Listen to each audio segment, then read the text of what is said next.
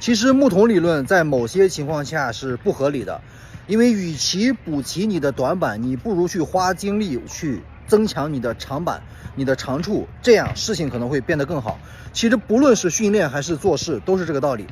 做事我们一定要改变学习思维，当然了，学习是好的，但是不是说所有的事情你都需要去学习，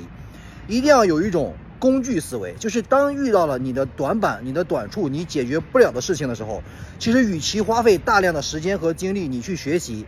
还不如去与他人合作，让擅长的人来帮你解决这个事情。